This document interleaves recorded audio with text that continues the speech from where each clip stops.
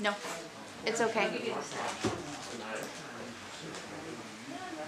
I have other, I can look it up in my text message. So are we ready? Yes. We'll go ahead and call the August 23rd regular Seward Council meeting to order. First order of business is the Pledge of Allegiance. Chief, could you lead us in the pledge? I pledge allegiance to the flag of the United States of America and to the republic for which it stands, one nation, under God, indivisible, with liberty and justice for all. Madam Clerk, would you call the roll, please? McClure, Here. Osenga, Here. Cease is excused. Bakwan, Casagranda, Here. Demas, Here. Mayor Terry. Yes. You have a quorum. And if there's no objection from council, we're going to go ahead and present Lydia with her proclamation now. Is there any objection to that? No. Okay, thank you. So we'll have you stand at the podium. Now I'm going to stand back here. So turn that way so the camera can see you. We're so excited to have you. Whereas Lydia Jacoby's love of swimming began at the young age of 6 when she joined the Seward Tsunami Swim Club. And it probably feels awkward, but thank you for standing and letting everyone see it. So, whereas by the age of 10, Lydia began swimming competitively, and at age 12, she broke her first state record.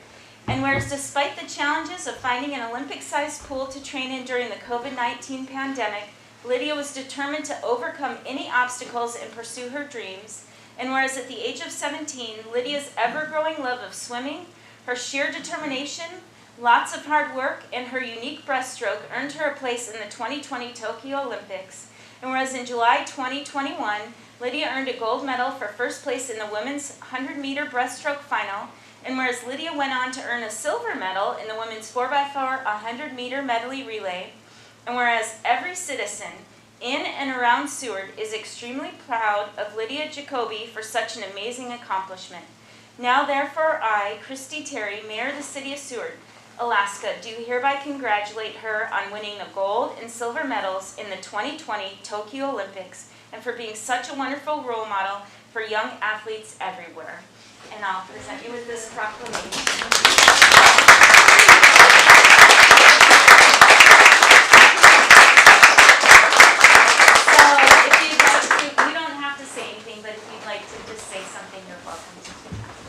I'd just like to say thank you once again. I'm sure I'll say it 100 more times, but thank you so much for all the support from all over Seward through my whole life. Like, even before this, I know since this has happened, there's been a lot more support from everywhere, but Seward's really been behind me even since I was very little, so this means a lot to me, so thank you.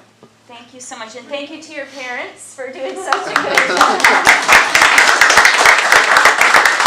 Thank you so much. Thank you. Thank you, everyone. Well, thank you everyone for indulging that. Next on the agenda is the approval of the agenda and consent agenda, and I need a motion and a second. I move for the approval of the agenda and the consent agenda. I'll second. Thank you. I am going to go ahead and right off the bat add a number 3 under presentations, and that's going to be the Kenai Peninsula Economic Development District presentation by Executive Director Tim Dillon. The next thing I am going to do is looking at Resolution 2021-092. If there's no objections of that staying on the consent agenda, there's just a housekeeping error to change 2021 to 2022.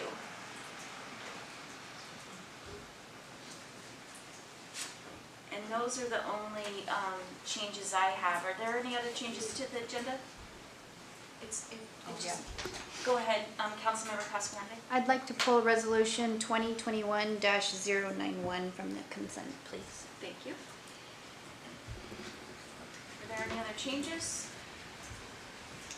Madam Clerk, I think we're ready to vote. So approval of the agenda and consent agenda. Osenga, Yes. McClure, Yes. Casagranda, Yes. Demas, Yes. Mayor Terry. Yes. The agenda and consent agenda have been approved. On the consent agenda, we have resolution 2021-087, authorizing the city manager to seek federal funds for the American Rescue Plan Act, ARPA, in the amount of $577,195 is administered by the Kenai Peninsula Borough. Resolution 2021-088, supporting the city manager to seek additional funds from the federal infrastructure stimulus package and another time extension from the Alaska Energy Authority for the Heat Loop grant, project grant. Resolution 2021-090, authorizing the city manager to approve change order 1 to task order 7 with R&M Consultants Inc. for engineering support services during the construction phase for the replacement of G, K, and L floats at the Seward Boat Harbor and appropriating funds not to exceed $65,082. Resolution 2021-092, approving the 2022 grant year budget for the Seward Community Health Center is required by the co-applicant agreement between the City of Seward and SCHC. Resolution 2021-093, supporting the efforts of the Kenai Peninsula Borough to secure a grant from the Alaska U.S. Congressional Delegation for spruce bark beetle mitigation within the Kenai Peninsula Borough and the cities within the Kenai Peninsula Borough. Resolution 2021-094, authorizing the city manager to sign the automatic aid agreement and operational plan between the City of Seward Fire Department and Seward Volunteer Ambulance Corps, and approval of the August 9th, 2021 City Council regular meeting minutes. Thank you, and that's what I get for doing something out of order, then the whole thing falls apart. But let's go back to citizen comments on any subject except those items scheduled for public hearing. And I will say if something needs to change with, we obviously have the ability to make another motion if something that we've approved under the consent agenda needs to get pulled off. We're still in the meeting and have latitude to do that if we need to based on citizen comments. Madam Clerk, has anyone signed up for citizen comments? Tim McDonald. Thank you. And those who have signed in will be given the first opportunity to speak. Time is limited to 3 minutes per speaker and 36 minutes total speaking time. Go ahead, sir. Thank you, Madam Mayor. Tim McDonald, Inside City Limits. I just wanted to mention concerning the sewer lagoon, and I appreciate your attention to the matter and getting the opinion of your utilities manager or your public works manager. And from an engineering standpoint, I think that when you do authorize the test of it, you want to do a minimum 3 tests in the lagoon, 1 at the surface, 1 mid-water, and 1 at the bottom. So you can see maybe all the chemicals are on the bottom and you can suck them off or something.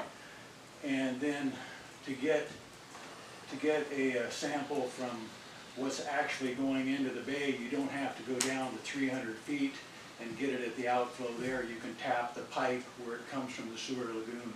Before you do it, they can tap it there. There's ways to do it.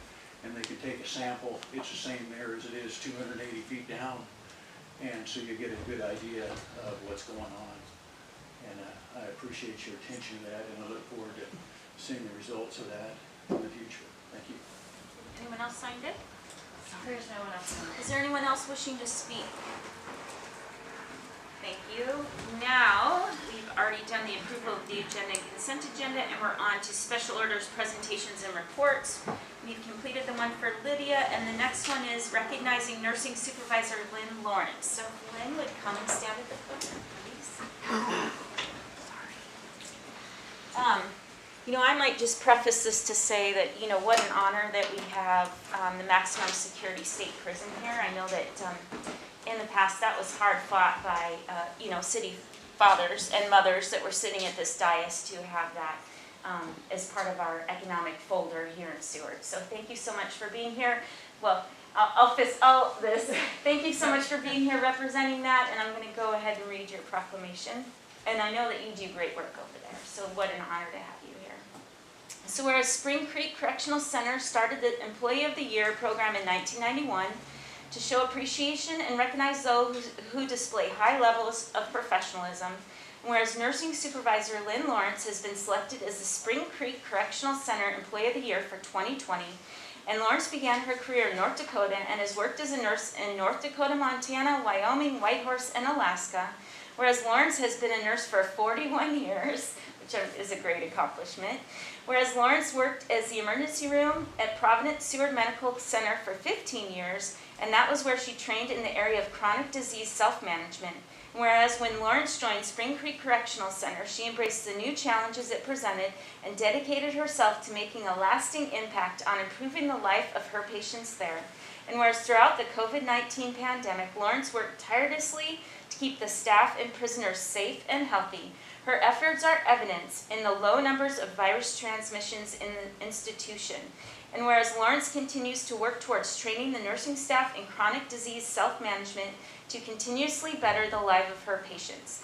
Now therefore I, Christy Terry, Mayor of the City of Seward, do hereby recognize and congratulate Nursing Supervisor Lynn Lawrence as being awarded the Spring Creek Correctional Center 2020 Employee of the Year.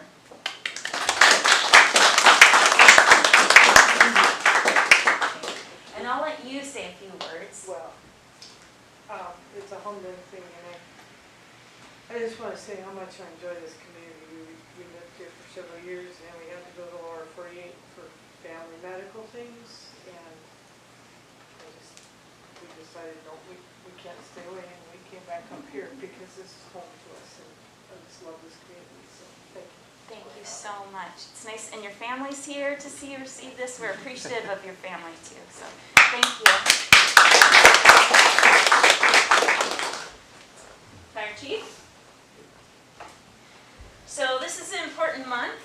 It's National Preparedness Month, and so we have the Fire Chief here to accept this proclamation. So whereas National Preparedness Month is recognized each September to promote family and community disaster planning throughout the year, and whereas National Preparedness Month creates an ideal opportunity for every resident of the City of Seward to join citizens across the United States in preparing their homes, businesses, and communities for all types of emergencies. And whereas the Federal Emergency Management Agency announced that the theme for the 2021 National Preparedness Month is Prepare to Protect. Preparing for disasters is protecting everyone you love. And whereas planning now, before disaster occurs, is the best way to improve community resiliency from disaster. And whereas the City of Seward partners with federal, state, borough, tribal, private, and volunteer agencies to educate individuals on local hazards and how to prepare for them. And whereas every citizen in our community has a duty and a responsibility to be prepared for disaster by knowing what to do before, during, and after an emergency. And whereas every citizen should sign up for local emergency alerts and visit www.ready.gov for more information on how to prepare for disasters. Now therefore, I, Christy Terry, Mayor of the City of Seward, Alaska, do hereby proclaim September as National Preparedness Month and urge all citizens to always be prepared and react proactively during all emergencies and disasters. Say a few words. No, this is really just for the city in general, not just the fire department. And we just want to make sure we're bringing awareness. So we're coming into flood season, tsunami and earthquake tends to, in the fall, get a little more picked up. Winter storm watches, just really any of the disasters that we have, just get prepared. Go to the ready.gov. You can go to our city's website and the fire department. We've got some links to some sites, but just get your 7-day fill bag and be prepared. If you have any questions, just give us a call. Great. Thank you so much for your work. Appreciate it. Next, Sue, did you guys want to come up here? So Founders Day, very exciting, right, ladies? So whereas on August 28th, 1903, 83 men, women, and children arrived in Resurrection Bay on the steamer, the Santa Ana. And whereas aboard the steamer were two brothers, John and Frank Belaine, who arrived on the Lowell homestead. And whereas the Belaine brothers envisioned a railroad to the interior of Alaska with a coastal headquarters. And whereas the settlers cleared the town site, erected buildings, and began the construction of the Alaska Central Railroad, later to become the Alaska Railroad.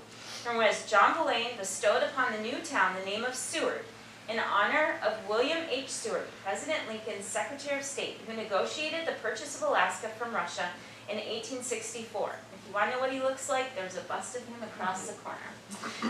And was later President Andrew Jackson, Secretary of State.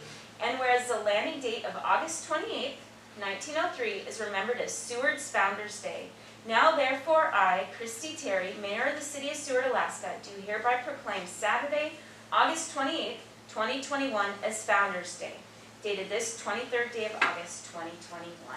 So thank you, ladies. So I don't know, do you want to introduce who you are and what role you play?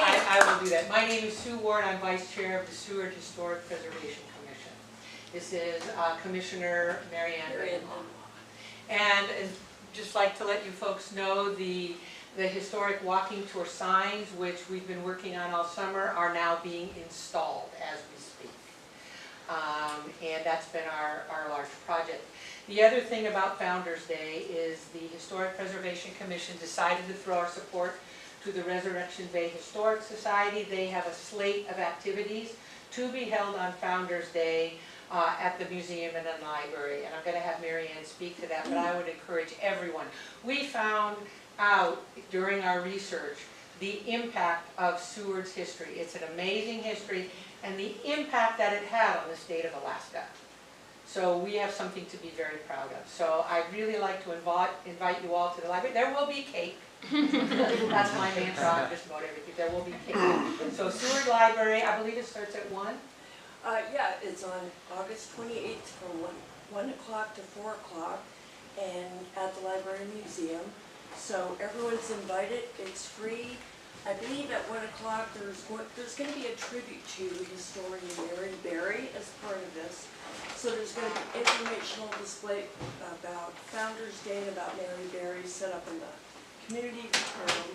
Also, I think there's going to be some audio interviews that were done by University of Fairbanks, or University of Alaska Fairbanks in the community room.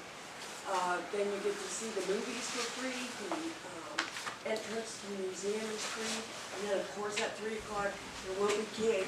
But the coolest thing is their president and council member Sue McClure is going to be playing the museum pump organ. And the organ. Every It's year. it's really fun to listen to. So please come down. Thank you so much. Thank you. Thank you.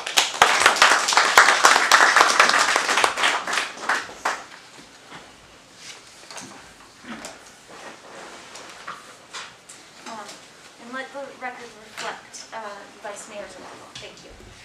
City Manager's report starts on page 8. I'll turn it over to the City Manager.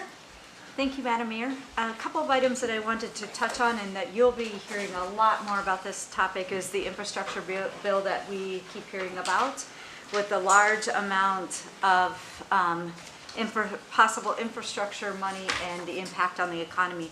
One thing to note that it is not passed the House yet. So it's passed the Senate, but not the House. So we actually don't have an infrastructure bill, but I want to be positive and say we're going to have one.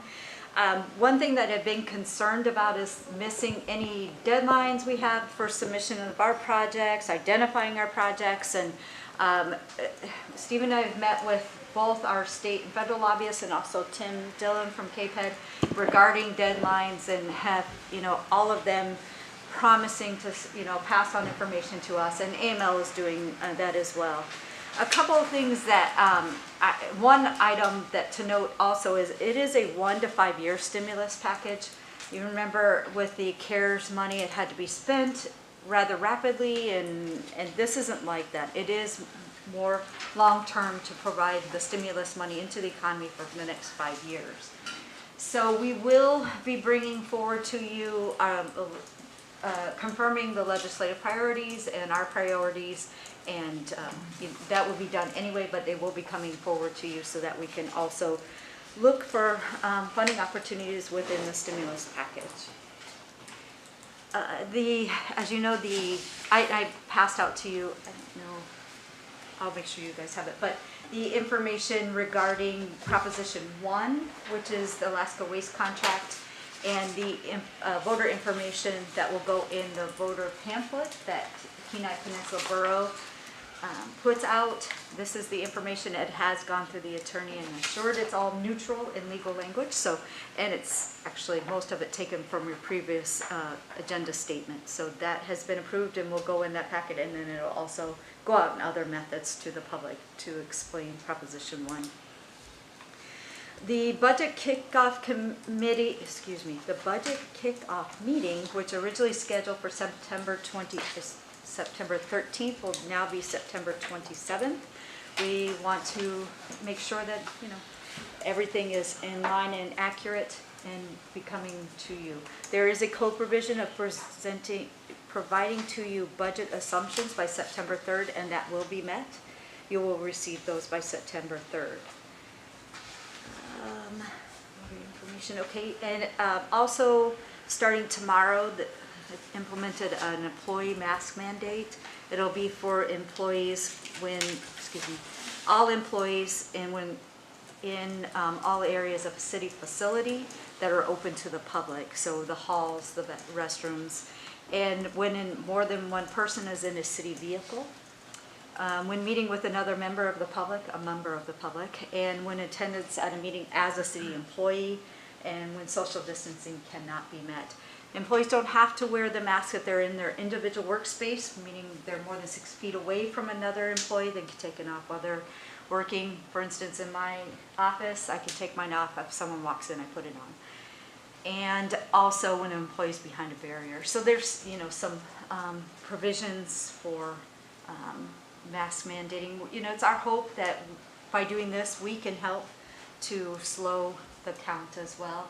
We do have employees out with COVID and some that are on quarantine, and we just want to change that tide for us as well.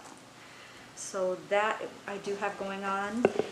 Also, I've been working with the clerk's office for our counts, the way I send things to Brenda. I hope it's going to help the way I send them to her, and also help us on our side tracking some attachments that we're going to be attaching to agenda items, and in the order that it'll make it easier on our side for further research and to provide you the information. So look for that, hopefully the next packet as well. That's what I have in addition to what I have in the council packet. Great, I'll look around and see if there's any questions for administration. Go ahead. I do have one question on the Parks and Recreation report. We used to get numbers before for children or attending the TYC program. It was from a constituent concern or comment about sometimes there may be duplication of services on different programs, but helping to see numbers from participation on different TYC events like Blanket Bingo or other like movie night or things like that could be helpful for other parts of the community as well. I think right when it's coming back around to winter, people are looking for more activities sometimes, and if this is going to happen, having those numbers available would be helpful. Oh, I will get those numbers. Thank you. Any other questions? Oh, I'm sorry, I did not realize Director Florence was out in the hall. Oh. My apologies. I just wanted to stick my head in. So Vice Mayor, we do get quarterly numbers from Boys and Girls Club, so we can provide that data. I think you're talking about even programs being put on from Parks and Rec. So like, The Blanket Bingo was one of them. And like if the movie, just like events like those, not necessarily, the TYC numbers would be helpful as well to see how many kids are participating. Also for the record of that, because we do expend money on that. So having that record, or having that part of the record is helpful later to say, well, this is what the participation levels are and the justification of spending that money. So if we are having other I heard the soccer program was really popular as well. So seeing the soccer numbers on there, maybe there is people who want to help out with that or see that that is a large part, participated by the public, that maybe they want to help fund it or donate or help some way to make that more, a better program next time. Or so just numbers from those would be helpful. Sure, we can provide those attendance reports. Thank you. see no other comments. Next on the agenda is other reports and announcements, and it's the Chamber of Commerce report by Jason Bickling. Good evening, everybody. happy day after Salmon Derby Day. Yeah, same. But it was, maybe I'll comment on that, we got a really great derby. It was probably the best weather that we've had on a derby week in recent memory. Got lots of comments about that. Our participation was up a little bit, but the fish return was up very significantly. We had over 3 times the amount of fish return as we did last year.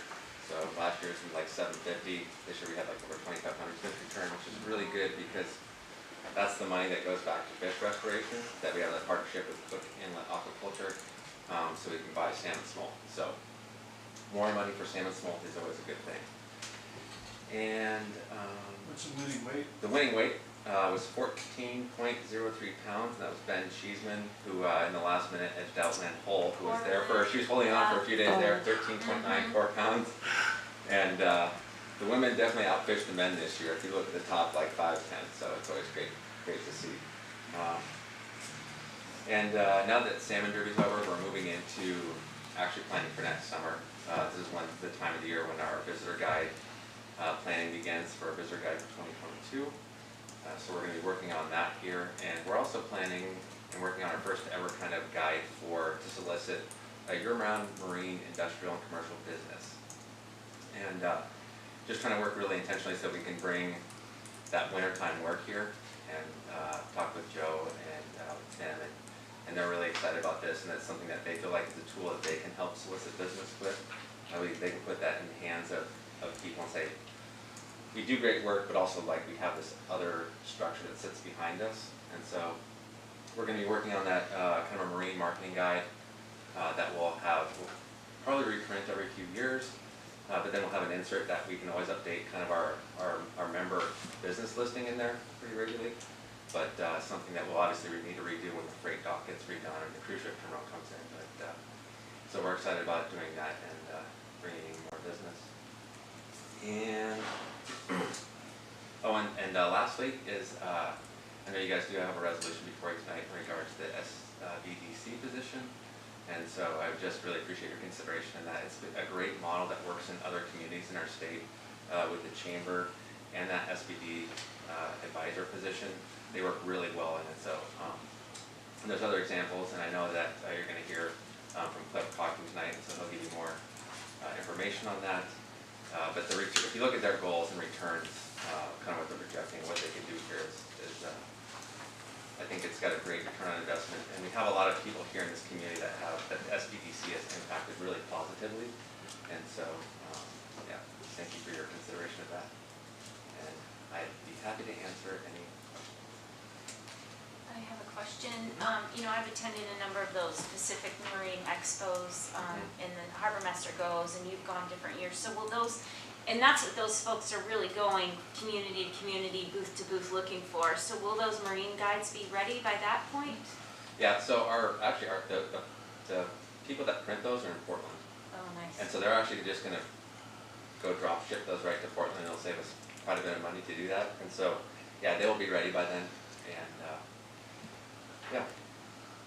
And there'll be an electronic component where you can just email it or, oh yeah, nice. Yeah, we want to put something really nice in people's hands, very big pictures that have just like the specs of like the docks and the lifts. And that's kind of, talking to people, that's what they want to see. They want to see like related services, so that way they know when they're there, what kind of access do they have to other things. And so it's gonna be kind of big and not real wordy.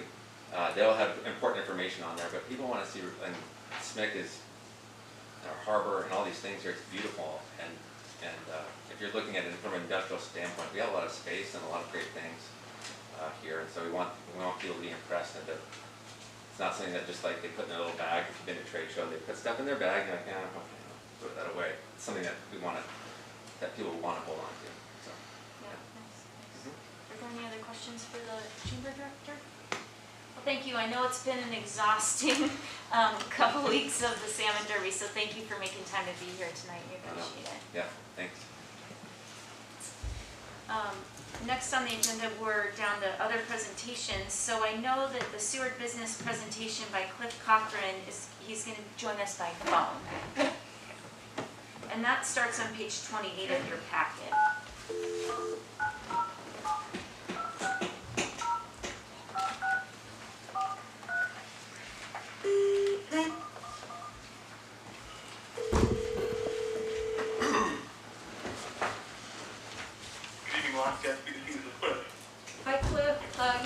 City Council, and we are on your title page of your presentation. Okay, fantastic, so I can jump in. Yeah, go ahead. We can hear you. Thank you. Welcome. Okay, I'll mute the YouTube. All right, good evening, everyone. I'm Cliff Cochran, Kenai Peninsula Center Director for the Alaska Small Business Development Center. So in preparation for consideration of... Oh, I just hung up on him. Okay, that's fine. On it. Psych.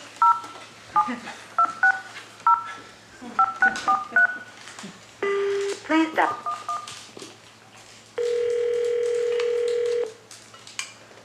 Good evening, this is Cliff. Cliff, sorry, my apologies. We were just no worries. testing I the can jump back disconnect in. function, but now you're back on. All right, sounds good. I was saying, so in preparation for a consideration of the new business advisor position for Seward, I'm here to provide an overview of the Alaska SBC and answer any questions. So first off, the Alaska SBC is part of America's SBDC. It's a national organization with offices in all 50 states and territories. So we have offices in Puerto Rico, the Virgin Islands, and American Samoa, believe it or not. So we're accredited and closely monitored by America's SBDC and the SBA.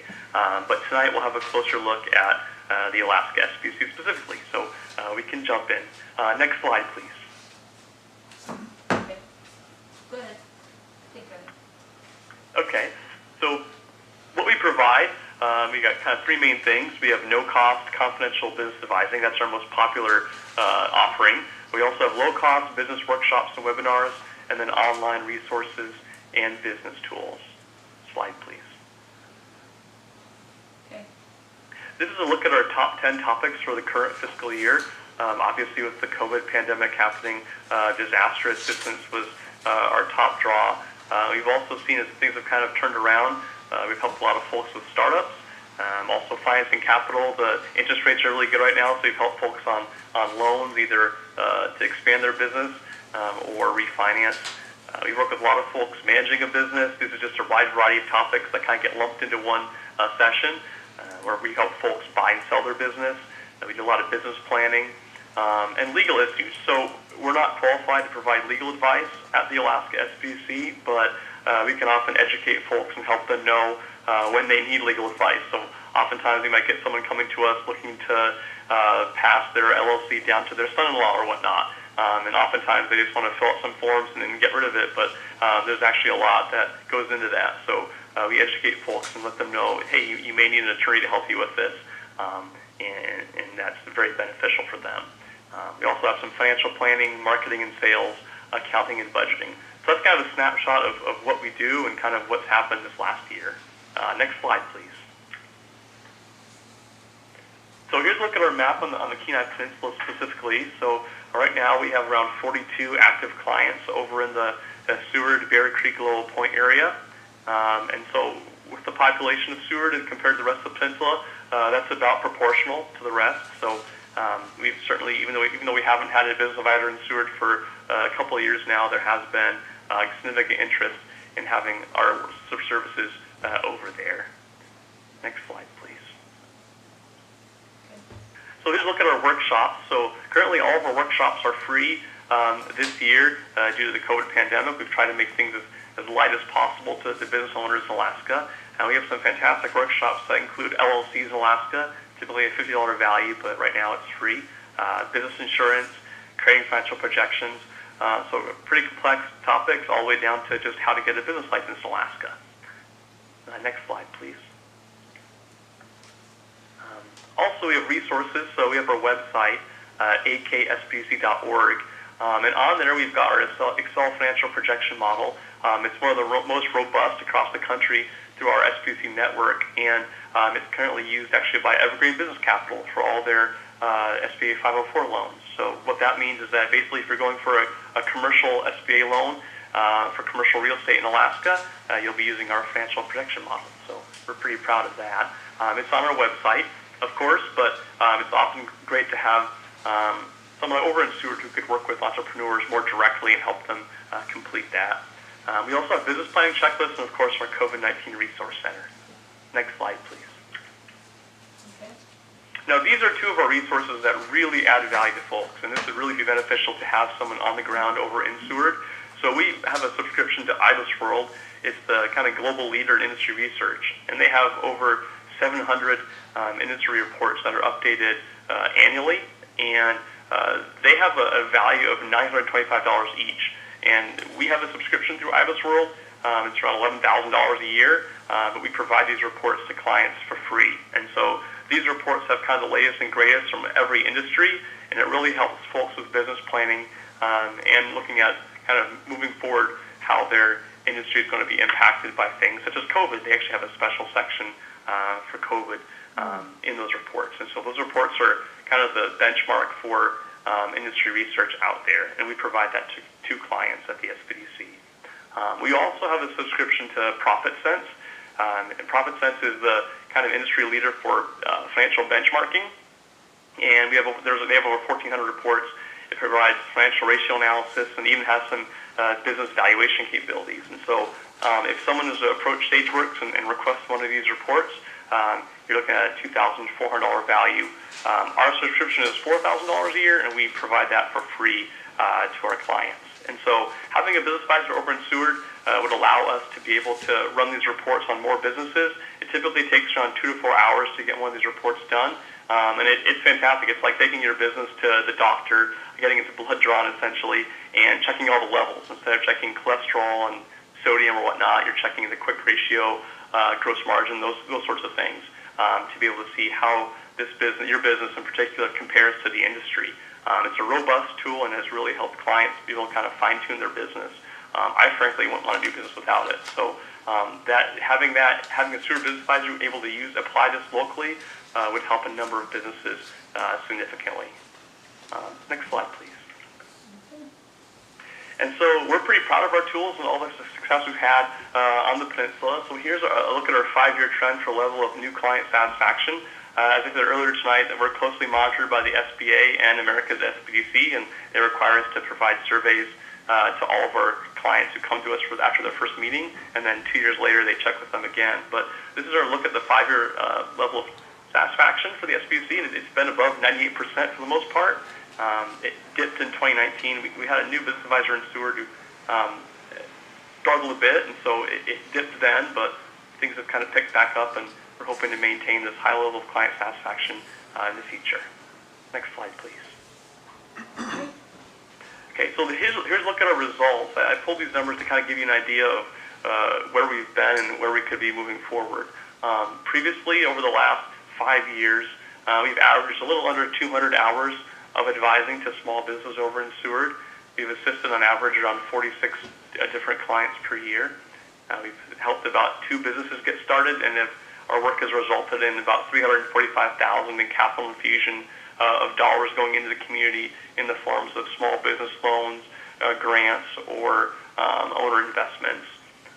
Moving forward, if we were able to add a Seward Business Advisor, this is the numbers they would be expected to kind of maintain. We're looking at a little over 600 hours of advising, 75 clients served per year, around 10 new business started, and $1.1 million in capital infusion. So having someone local, we expect to, in some cases, double, in some cases, quadruple or more our impact in the community. Next slide, please. Okay. And so we have looked at a few clients that we've helped with directly over in Seward to kind of give you some testimonials. So we worked with Michelle Kowalski, and this is what of Resurrect Art Coffee House. This is what she had to say about the SBDC. She said, the SBDC helped me out as a new business owner from the very beginning. They were first there to help me to sort out whether or not to even buy my business at all. Having their expertise to lean on was very helpful and reassuring. Next slide, please. All right. And we work with the Salmon Sisters. This is what Emma Lakaitis had to say. They, of course, had a presence in Seward for a while. We're so grateful for the guidance the SBC has offered our small business. We've had Cliff review our financials regularly. Of course, this is referring to ProfitSense, to help us see where we're meeting industry standards, where we can cut back and improve our systems for long-term success. We're so grateful for the SBC team and the resources they offer to our state's small business community. Next slide, please. And then finally, Justine from the Painted Whale. Justine's done a lot of those fantastic murals around Seward, and she said, as a person new to the business world, SBC helped me feel more confident about launching my mural tour and art experience company. Assistance from the SBC provided one more support in the complex structure a new business needs to succeed. And so next slide, please. And so that wraps up my brief presentation tonight. I wish I had more time with you, but that's the Alaska SBC in a nutshell. There's my contact information. If you have any questions, you're always welcome to reach out to me. Email is usually better. I'm oftentimes bogged down in meetings, but if we have some time now, I'm happy to take any questions as well. Thank you. We very much appreciate your presentation and all your association's hard work in Seward. Are there any questions? Go ahead, Councilmember Casagrande. Hi, Cliff. I'm just curious, with other SBDC offices throughout the state, are they funded by the communities, or does the SBDC fund those positions in full? Hi, Lucy. Good evening. That's a great question. So it kind of depends, and so oftentimes it's depending on the size of the community. So we get $100,000 from the Kenai Peninsula Borough for maintaining a local presence on the peninsula, and we have a larger budget. We're funded by the University of Alaska, the SBA, and various other organizations. So for some of the smaller communities, it's really important that we receive some local support. We're required to provide certain metrics for each position, and so it's important that we receive local support in order to maintain positions in some of the smaller communities. If we were able to start a Seward Business Advisor position, this would be literally the smallest community in Alaska, potentially the nation, with the SBC Business Advisor. So having some local support is very important. That's a great question. Thank you. Is there a follow-up? Any other questions? Thank you so much for your time today, sir. Absolutely. Thank you very much. Thank you. Have a good night. You too. Bye-bye. So next presentation is the city's draft 2020 financial report by Altman Rogers and Company. And I might just preface for folks that are turned into this meeting that we also had a work session prior to this meeting. So while this is a short presentation, if you're interested in additional details, you can go on our YouTube or Facebook or our records on our city website to listen to more and watch more details on the audit. But I'll go ahead and turn that over to you. Thank you, Mayor Harry. I'm Grant Todd. I'm an audit principal of Altman Rogers and Company, a CPA firm based in Anchorage, Alaska, or in Anchorage. We're contracted by the City Council to perform the city's annual financial statement audit, as well as a federal single audit and a state single audit. The reason we do 3 separate audits is, one, the city charter requires a financial statement audit, and the city expends over $750,000 of federal and state dollars, so they're also subject to 2 separate federal and state single audits.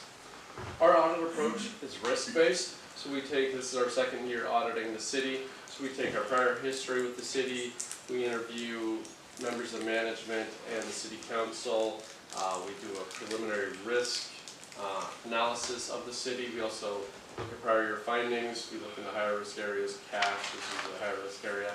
And we use that to develop our audit approach on an annual basis. As part of our audit approach, we test the major transaction classes of the city. So during our audit, we tested the cash disbursement or accounts payable system, payroll, cash receipts, credit cards, utility billings, and the harbor billing system. So we looked at the entire population, randomly selected 40 transactions.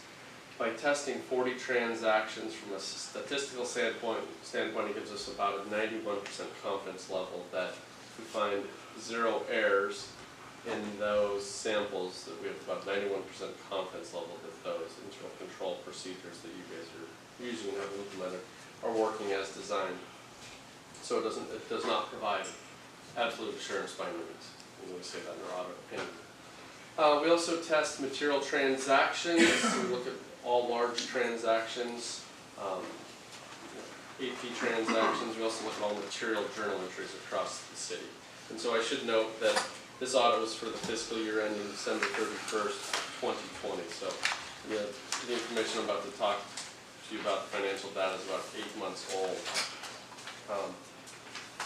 We also, as I said, we performed a federal single audit. During the federal single audit, we tested the expenditures and your compliance with the CARES Act money.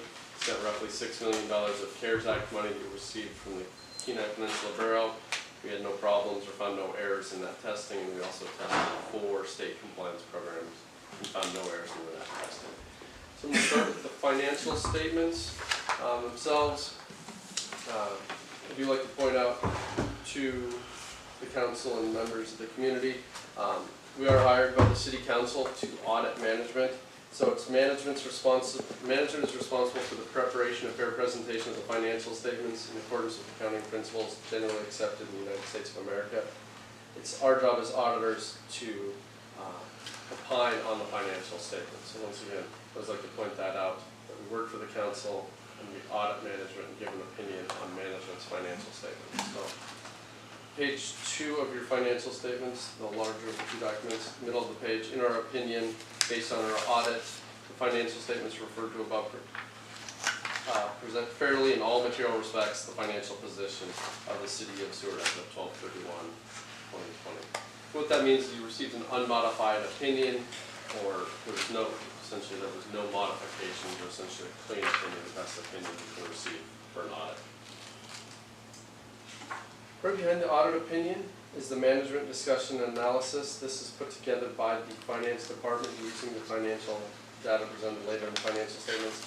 And it essentially summarizes 100 pages worth of financial data in about 10 pages of Word format. It kind of makes them a little bit more user-friendly or easier to understand. So I would say for your constituents or members of the public, if you want kind of a quick snapshot, I would reference the management discussion analysis. Gives you some graphs, some side-by-side comparison of the balance sheet and the profit and loss for the last 2 years, 2020 and 2019. With that, I'm going to jump into the financial statements. Exhibit A1 on page 16. This is the statement of net position, essentially the balance sheet of the city as a whole. It includes all your current assets, current liabilities, as well as your long-term assets and liabilities. And there's 3 columns, essentially governmental activities, which is your general fund, special revenue funds, capital project funds, and the governmental activities column. Business type activities are your enterprise funds. I'm not going to go into much detail on exhibits A1 and B1. Again, I won't say it's confusing, but it's a lot to handle because there's some really big numbers. Once again, it includes all the activities of the city. I'm going to focus primarily on exhibit C1 through page 19, which is the governmental funds balance sheet. So this is more of the current financial resources of the city, presents your current assets, current liabilities, and fund balances. So as of 12/31/2020, the city had $13.3 million worth of assets, with 11.4 of that being cash. Total liabilities of $1.7 million. So Cliff, the gentleman just talked about, he said quick ratio is something they look at. So once again, you have a quick ratio of roughly 11, which is higher the number, the better. Bottom right-hand corner, the 3rd number up, unassigned fund balance. Across all funds is $7.1 million.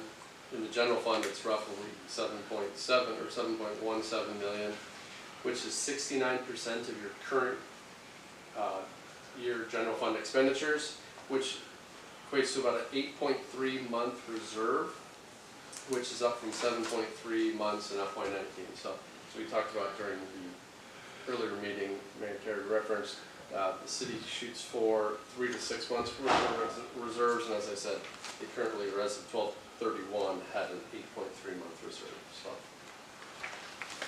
page 21, exhibit D1. This is the profit and loss for your governmental funds. We present 3 major funds for reporting purposes. Once again, essentially, if it meets a certain threshold, it's reported separately. So the general fund, the CARES Act, Special Revenue Fund, and the Lowell Point Road were all major funds. All of your non-major funds are combined in the aggregate in the non-major fund column. General fund had nearly $10 million worth of revenue and had a change in fund balance, essentially an increase in fund balance of $192,000. Would point out the non-major funds had a loss of $1.56 million during the year, A majority of that loss comes from the capital acquisition capital project fund at a loss of $911,000. The flood mitigation capital project fund had a loss of $400,000, and the streets and sidewalks capital project fund had a loss of $145,000. So those three funds make up the bulk of that loss. Overall, across all your government funds, a loss of $1.3 million. We still have ending fund balance of $11.6 million. And I should say, if there's any counts or any questions from council, please interrupt me, because most of you are here. But, Vice Mayor, if you have any questions, please interrupt. Exhibit E1, page 23, is pages 23 and 24, the balance sheet for the enterprise funds. Your major enterprise funds are electric, harbor, SNCC, health and healthcare facilities, and then all your three smaller enterprise funds are aggregated together in the non-major enterprise fund. I would point out that in the healthcare facilities fund, the Providence financial statements, or the activity of Providence Hospital, is included in that enterprise fund. It's a blended component unit for reporting purposes, and so therefore we take the activity of the city plus audited financial statements. That entity is audited by another auditing firm, and that information is combined for your financial statements. Some interfund activity is eliminated. And so that's why that fund is so large. On the bottom of page 24, unrestricted net position across your major funds. Electric has an unrestricted net position of nearly $8.7 million. Harbor, $1.8 million. SNCC, $78,000. Healthcare facilities, $7.7 million. And then your non-major funds have an unrestricted net position of roughly $7 million. So roughly 25.3 across your enterprise funds.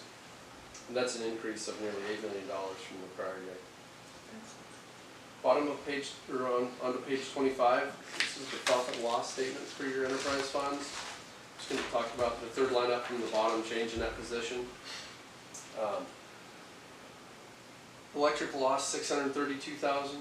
The harbor lost $1.3 million. Or I should say lost, had a change in that position of 1.3. SNCC had a decrease in that position of $781,000. Healthcare facilities had an increase of 3.48, and your other non-major funds had an increase of 138,000. So a net increase across your enterprise funds of 856,000 during the year. Behind that, the notes of the financial statements that provide additional information, detailed schedule on cash and investments, capital assets, debt, and your OPEB liabilities. We'll have you keep going. Yeah. Okay, I'll make it quick, I apologize. There's an additional supplementary information tab. This provides, well, I should say, the required supplementary information tab shows the original and final budget actual schedule for the general fund at a very high level. Behind that, an additional supplementary tab is a more detailed final budget actual for the general fund, like the department,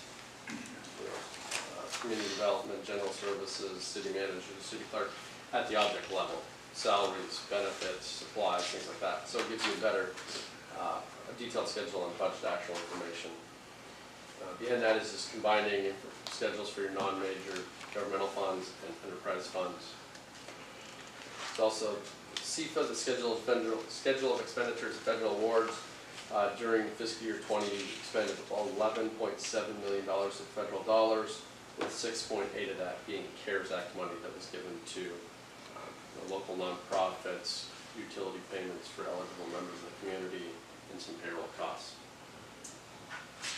Behind that, on page 94, is the schedule of state financial assistance, and it shows you spent $1.9 million of state funding during the year. After that is the statistical section. Also point out for members of the community and council members, this, there's 24 tables presented in the statistical section. This is required for your submittal of the comprehensive annual financial report in order to get the certificate of excellence. Management has to present this. And this is nice. It shows, all the schedules show roughly 10 years of trend data, so you can look back and see revenue trends, fund balance, net position trends, revenue sources, property tax base, and things like that. So it kind of gives you a nice snapshot of what has happened over the past 10 years. I'm gonna jump back to page 126. This is the schedule of findings and question costs. As I said earlier, an unmodified opinion over the financial statements. It does note that we identified material weaknesses during our audit, which I'll cover shortly. And then below that gives our opinion over federal awards or federal compliance audit, an unmodified opinion over the CARES Act money. On page 127 is our financial statements findings. So during our audit procedures, we found 3 areas or 3 different areas that we consider to be findings. The first is lack of internal control over governmental activities, capital assets. During our audit procedures over capital assets, we noted that a large number of current year capital asset additions had not been properly classified or properly shown as additions, which caused a material misstatement of the capital assets. Finding number 2, lack of internal controls over year-end close procedures. During our audit procedures over capital assets, accrued interest, cash, debt, PERS on behalf revenue, and compensated annual leave internal service fund charges required adjustment. So based on our audit procedures, we noted misstatements to those balances and proposed audit adjustments to properly state them. Third finding, lack of internal control over utility billing. During our testing of the utility billing cycle, we noted a handful of errors. We noted 2 instances where customers were classified as the incorrect account type. 1 instance where a customer was charged more than 1 equivalent ERU residential unit for water and sewer without adequate support and documentation. And 1 instance where a customer was not charged for water or sewer services, although they were using those services. So, for each of these findings, we've discussed them with management. Management is required and has submitted a corrective action plan for each of those findings, which is presented on pages 133 and 134. So the finance director has submitted corrective action plan for each of those findings, and during our audit next year, we're required to kind of pay special attention to these audit areas, and we'll give a status of those findings at that point in time.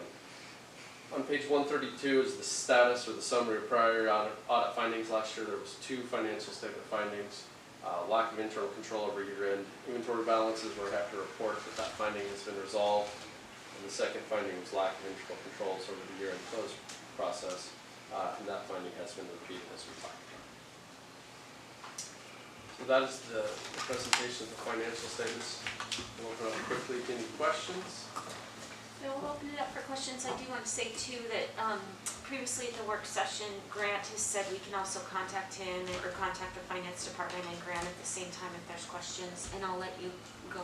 I don't think you have to answer this right away, just because I think it's something that might be a greater opinion, not of just yours.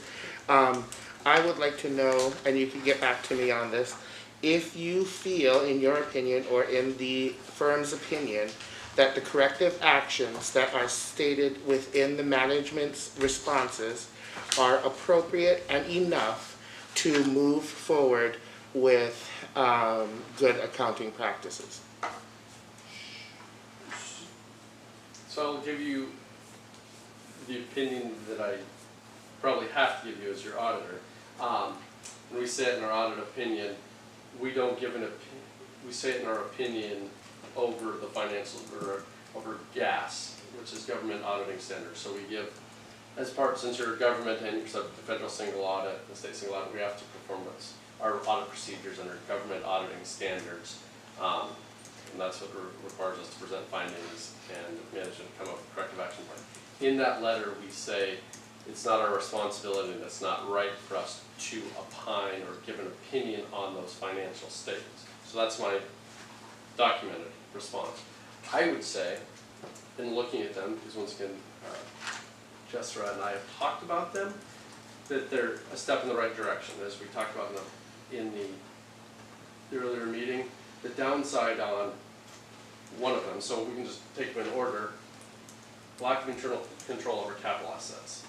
In talking, and she gave a brief presentation or discussion about them, I would say yes, they've made some changes to the purchasing, or your purchasing requisition log where it says this is a capital asset addition, and she's working with the department heads, and not to speak for you, sorry, but I'm trying to rehash it. Working with the department heads on telling them, teaching them what is a capital asset, what should be documented as a capital asset addition.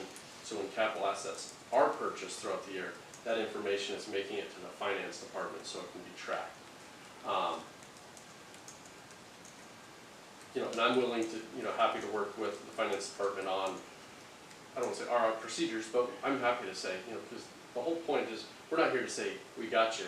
The point is to audit the numbers that are there, and so I'm more than happy with, as it relates to capital assets. We're just gonna look at large purchases. As I said, we look at material transactions, and so we're able to identify during that, I think we looked at 75 material checks right in that number.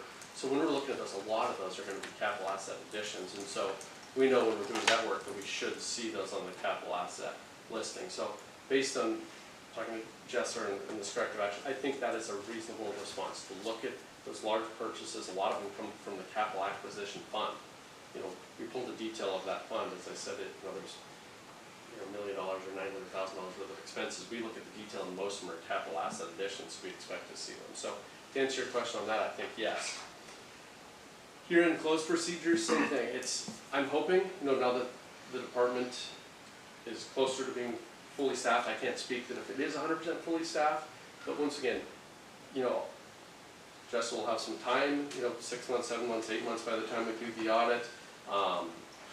The other finance department members will have another audit under their belt, not that we're doing anything different than your previous auditors, but I think having a fuller staff and knowing how we do things and what we expect should help with that. So that, I don't want to say it's an unknown, but it really just, I won't have an answer until we do the audit.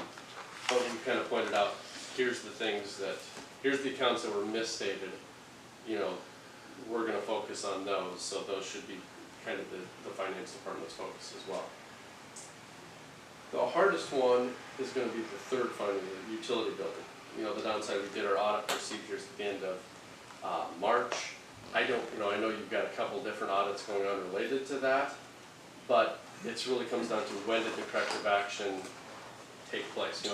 This corrective action plan was written a week ago, and so if more than likely, as I said earlier, this finding will probably be repeated next year. Even if the corrective action plan is implemented right now and everything is perfect, you still have 8 months worth of activity that we're going to randomly pull from. And since we know it's a high-risk area, we'll probably increase our population or our sample. And more than likely, I would say this finding is going to be repeated. And so that it might take a whole other year before this finding is resolved, no matter what corrective action you take. So I know that was long-winded to something that we say in our opinion, we don't opine on or give an opinion on that response, but that's just based on our conversations, that would be my take. Do you have a follow-up? I'll follow up after. Are there any other questions? Well, thank you. That was a very good work session and a very good presentation. Thank you for meeting with us tonight. Great work on the audit. Okay, all right. Thanks for having me back. Appreciate it. Next on the agenda is our favorite superstar from the other side of the peninsula, Mr. Tim Dillon with Cape Head. Welcome, sir. Thank you. I'm glad to be here, and I have to tell you before I even get started, working with your new administration has been terrific, and a lot of the things that folks have been talking about between the ARPA's money and some of the other things we've had our hands in on, we'll continue to have our hands in on to make sure that Seward gets their fair share, and making sure that not only from the infrastructure side, but also the tourism side and some of the things that Jason's looking for. Next slide, please. As we all know, the Kenai Peninsula Borough is rather large, the size of the state of West Virginia. Next slide. We are going to continue and have been continuing on our outreach and engagement, not only with our incorporated communities, but really concentrating on our unincorporated communities to make sure, especially during this time period, that we're able to bring the dollars to those communities and help them with what they need, whether it be fire, any of the different kinds of economic drivers that we can help them with. Also working with a lot of different agencies, locally, statewide, and federal. The chambers play a key role, and every time I come into town, the first place I stop is to check in with Jason and make sure that he's okay and what else they need. But we work very closely on things. Next slide. As you all remember, we did a new 5-year comprehensive economic development strategy. This is kind of a snapshot of it. Quality of life is the overarching goal, and then there are 5 major areas. The key to this is if you're going to try and get any kind of federal funding, you have to have a comprehensive economic development strategy. So if you all decided you wanted to go on your own and get money for water and sewer, one way or the other, it has to be able to fit underneath here. So that's why we've worked so closely with the incorporated and unincorporated communities to make sure that this is here. Next slide. We're going to continue to work on cultivating and maintaining our current relationships. Over the last year or so, we've developed a relationship with Alutiiq Pride here in town, and we're working very closely with them. I believe that we're going to be able to get them an EDA expansion grant to enhance some of the things that Jeff and Willow and the rest of the staff are doing. And also working with not only the city but the borough on flood mitigation. I had the opportunity here several weeks ago to go meet with the president of the university to talk to them about a potential land swap or some other opportunities in order to fix some of the flood mitigation concerns that you all have as a community. Next slide. We are going to continue to be the resource to be able to not only advocate for things but also be able to educate people on what's going on and what they need. We did create our own YouTube channel that we started this past year, and we've got a variety of other things, and one really special thing I'm going to share with you here in a little bit. But our workforce development website is getting a tremendous amount of traffic. So if you know a young person that's trying to figure out what they want to do when they grow up, or an older person who wants to figure out what they want to do when they grow up, there's our website for Kenai Peninsula Workforce has just been tremendous. We've gotten accolades from all over the country about what it's able to do, and it not only identifies jobs but the training, what the potential salary is, where they get their training from. We have 30 different partners, including our friends over here at AvTech when we put this together. Next slide. Our new loan program is just about ready to come out. It'll have higher limits. We're going to still have the second chance loan, which is goes up to $25,000. This one will go up to probably in around $65,000. Next, we've got a variety of different projects between our economic resiliency plan, manufacturing extension program, Alutiiq Pride.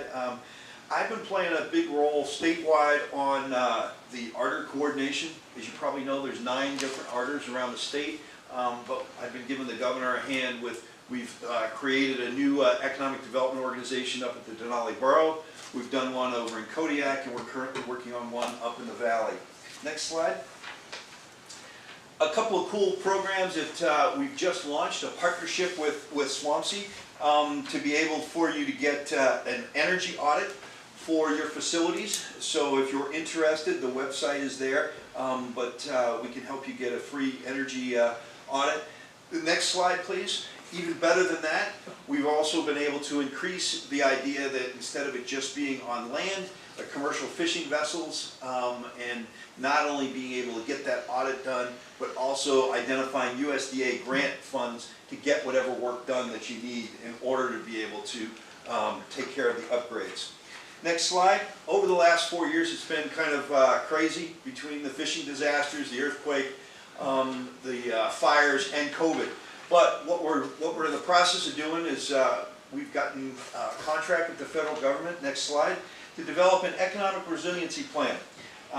July of 2022, we will be showing off a new toolbox that will be just for Kenai Peninsula businesses. All the things that we've learned over the last 4 years between the disasters and all the problems people have had, whether it's been a small business or a large business. We've taken all those things, and we're in the process right now of developing this toolbox that will be able to help everybody. Next slide. This is a gift to the Kenai Peninsula, and we're going to go ahead and click it. You can watch this video. Can you start it at the beginning and, Yes, and turn it up? Yeah.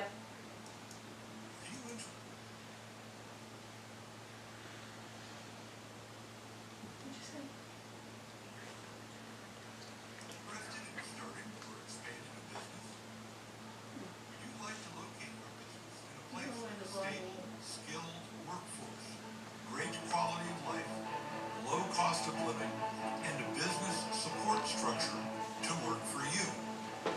The Kenai Peninsula Economic Development District has partnered with the Alaska Manufacturing Extension Partnership, housed within the University of Alaska Business Enterprise Institute, to foster the development and growth of business and manufacturing on the Kenai Peninsula. We are a certified economic development organization. We work with startups and existing businesses to create plans for growth, secure financing, and help with logistics and location. The Alaska Manufacturing Extension Partnership, or the Alaska MEP, is the go-to center for advancing Alaska's manufacturing sector. The Alaska MEP provides services directly to manufacturers to increase sales, reach new markets, reduce manufacturing and supply chain costs, and recruit and retain a high-quality workforce. Our business incubation This is actually our facility, if you've never land, been to our facility. warehouse, office, classroom, and conference room space to businesses at all stages of development. This is your opportunity to work with an Alaskan, federally recognized economic development organization. We assisted in the distribution of $198 million to the Kenai Peninsula-based businesses in 2020 to support and build those businesses during the pandemic. Our transportation infrastructure includes an excellent road system, freight and container rail services connecting Seward to Anchorage ports, and international rail services with Canada, the Alaska Marine Highway System servicing Whittier and Homer, 23 FAA airports with water and land runways, and 2 commercial airports with regular service from Anchorage. The Kenai Peninsula, also known as Alaska's playground, enjoys a robust, highly rated K-12 educational system and is home to Kenai Peninsula College, with 3 campuses and almost 2,000 students engaged in technology and vocational learning programs. AvTech in Seward provides maritime science training, industrial electronic, electricity, and welding certifications, as well as information and office technology programs. We are one of the most economically and geographically diverse regions in Alaska. Residents enjoy high quality of life with abundant recreational resources, state-of-the-art medical facilities, affordable housing, short commute times, and strong community ties. The Cook Inlet Basin provides nearly all the natural gas used in Alaska for heating and power production. Our tourism industry is globally recognized, with $282 million in gross tourism-based business sales in 2017 alone. 3 Kenai Peninsula ice-free ports rank among the top ports in the U.S. by value of seafood landings.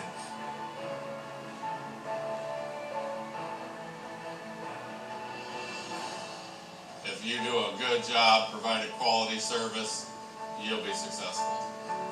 So we start with the Kenai area and we work to include as many local vendors as possible. And then we branch out to other Alaska-made products. And then we fill in with outside of Alaska. Really plan out that business. Understand the regulatory issues, both at the federal, state, and local level.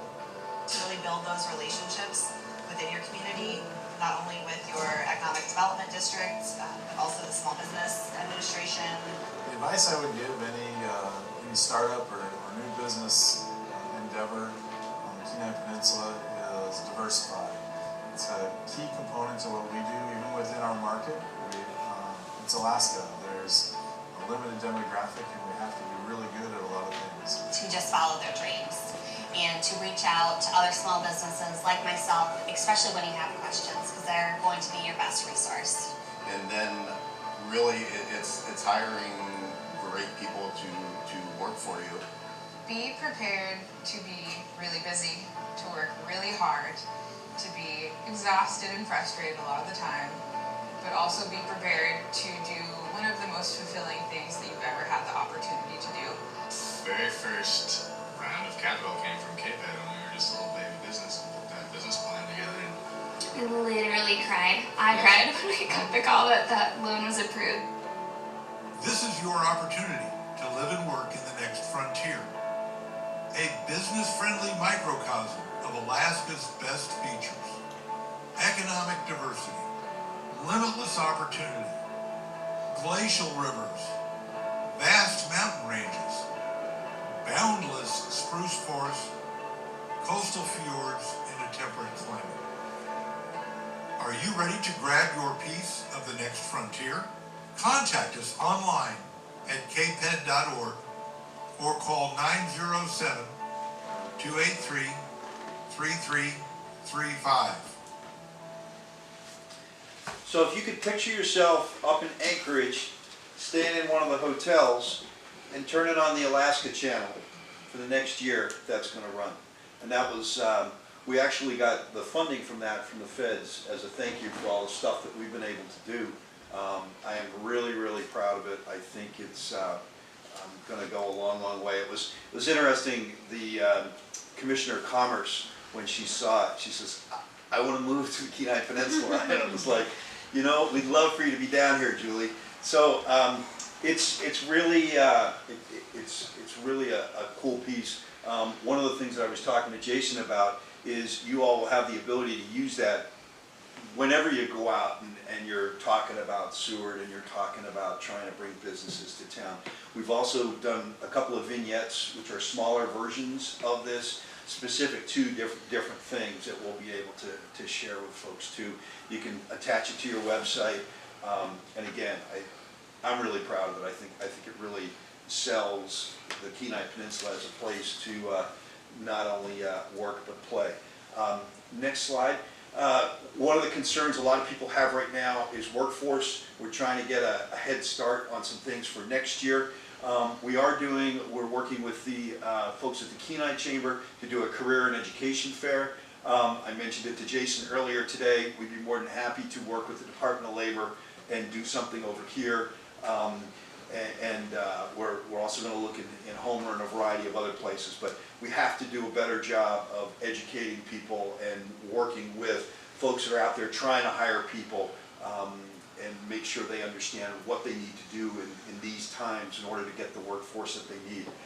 Next slide, please. Our Industry Outlook Forum, and you guys hosted this a couple of years ago. This next year is going to be January 6th, which is the first Thursday. And we are going to emphasize workforce on this one. In fact, I talked to Kathy LeCompte the other day. She's going to be participating on one of the work panels for us. But I think this is one of those things that from a small business perspective, people are going to need some help on how to make sure they get the workforce that they need for next year. Next slide. Just wanted to say thank you. Those again, all my contact stuff. I was really excited, in fact, Cliff and I talked again earlier today. I think it's an awesome opportunity that Seward has to hopefully have a business advisor over here. We work very, very closely with those guys, and it's cool because there's things that I can do that they can't and vice versa. So it really works well as far as being able to work with each other. Be more than happy to answer any questions, but I hope you like that little video. Yeah, it's great to see Seward represented in that video. Yeah, really neat. Are there any questions for Mr. Dillon, council member? I'm just curious, and maybe this is a question for Cliff, and maybe this is a question that you can get back to me, but in the whole workforce, is the problem that we're incurring this summer that there's people out there that aren't working? Like, was our unemployment high? Or is the problem that we incurred this summer that there's too much money injected in our economy, so there's too much leisure and not enough people to work to keep up with it? It's a combination of things. It's not just one thing. One of the things that you didn't mention just now is childcare. Childcare has come up as a huge, huge issue this year. when it comes to folks going back to work. Not only did a lot of child care providers jack their rates up, but a lot of folks got out of that business completely and closed different things down. I can tell you that there are a lot of people that benefited from a lot of money that was shared, you know, through the unemployment stuff. And some of those folks didn't spend it the way you would have thought they did. You know, they saved part of it. I know that we've been involved in some Q&As with some folks around the state, and people have said, you know, I've never had a summer off. I'm going to enjoy Alaska. I'm going to do Alaska this summer. And I think you saw a lot of that this summer. I think a lot of businesses have had to restructure how they think about when they go and hire somebody. What can you do to make your job stand out from somebody else's? And whether it be, you know, look at what the Cunninghams have done. They own the McDonald's on the Kenai Peninsula. Not only have they increased the hourly wage that they're paying, but they're also helping people out with scholarships for them to be able to go back to school. They have signing bonuses, $500 signing bonus to go work at McDonald's, and then every 500 hours that you work, you get another $500 bonus. So people have tried to be creative to see what they can do in order to help out. I know there was one fishing community that they didn't have, most of the locals, 90% of locals never worked at this fish processing place. They always brought people in. But because of not being able to get J1s in and a variety of other things, this business actually went to the community and said, okay, what's it going to take for you guys to come to work for us? How much is it going to cost? And they ran all the numbers, and they actually have hired a lot of local people. They didn't have to worry about housing them. They didn't have to worry about feeding them. So all those other things that were always going into the equation, now all of a sudden, they could afford to pay somebody $20 an hour instead of $14 an hour because they didn't have those other things. So it's people looking at things in a different way, and that's one of the things that Cliff and myself are trying to get people to look at. If you don't mind, just so that you know too, this additional $90 million for small business is going to be coming down the pike here pretty quick. All the rules haven't been set. You know, there was a press release that came out like 2 weeks ago or so. First of all, there's 672 businesses that did not receive money last time, that applied, were, you know, fulfilled everything they needed to do, and it's a total of around $32 million. They flat out ran out of money. Our concern and my concern is to make sure those people get first bite of the apple. But what the governor has decided to do is they put together, one of the big complaints people had was everything was based on expenditures last time. People kept talking about lost revenue. This program that's going to come out is going to be based on lost revenue. It's not going to be based on expenditures. So the first thing I can tell everybody is if anybody is even interested in looking at it, please, please, please make sure you have your taxes done. That's something that a lot of people dilly-dallied around with last time. I can tell you there will be no exceptions for taxes this time around. I've got a call at 9:30 tomorrow morning. We're trying to figure out the timing of things, but right now it looks like they're going to hire somebody, a grant administrator, similar to what they did with Credit Union One. The RFP is still on the street right now. So within the next couple of days, hopefully that'll close and they'll be able to take a look at it. Then there'll be outreach for pretty close to a month. But the key with this thing is going to be, once the application comes out, there will be 1 month and 1 month only that you can fill out the form and send it in. So if they decide, and what we're hearing right now is the month of October, you're going to be able to apply.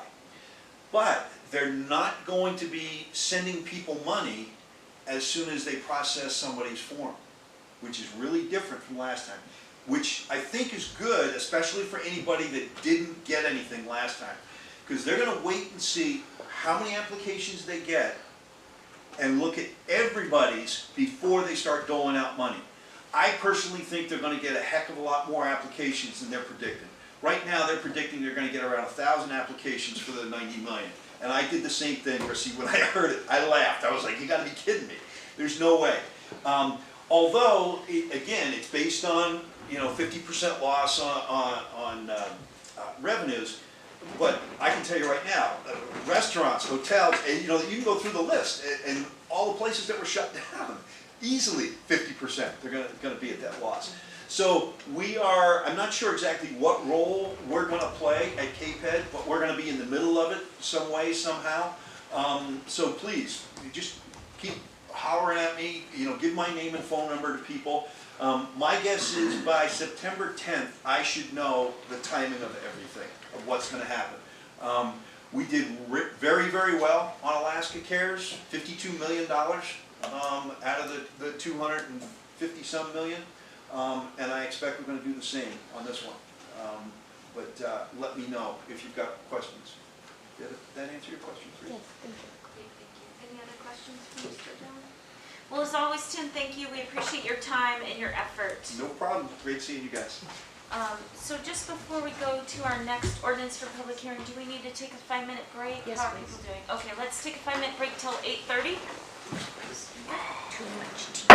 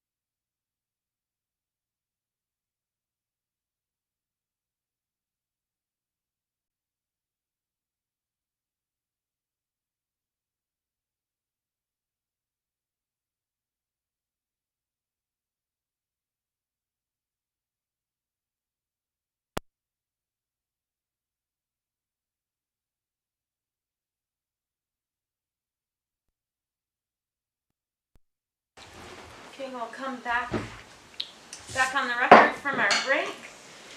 Next on the agenda is public hearings. We have an ordinance for public hearing and enactment. It was postponed from the last meeting, but it is already still on the floor.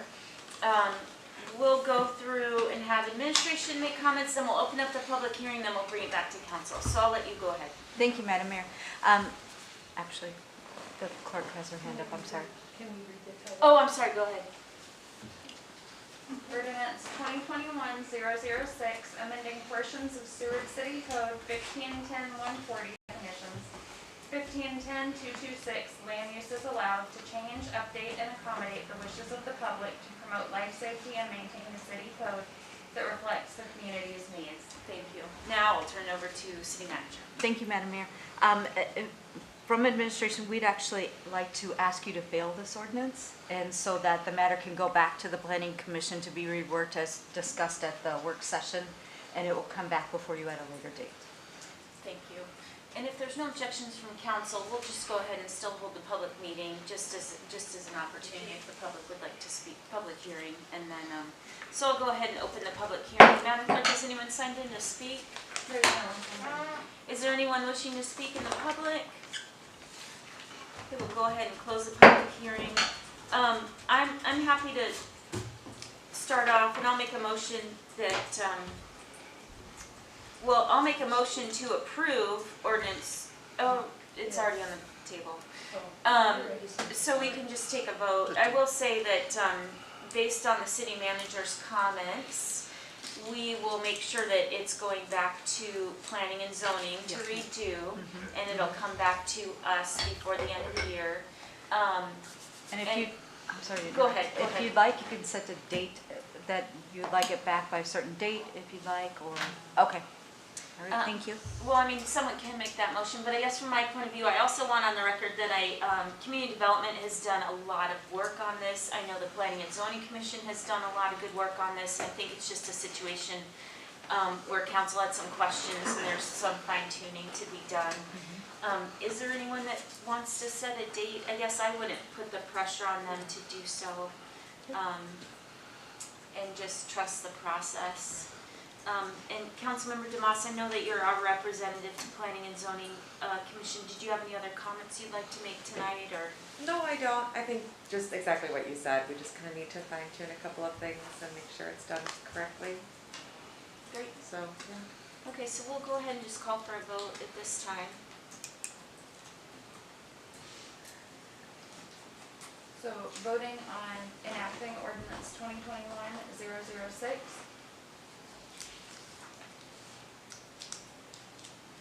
Casagranda? No. Buckland? No.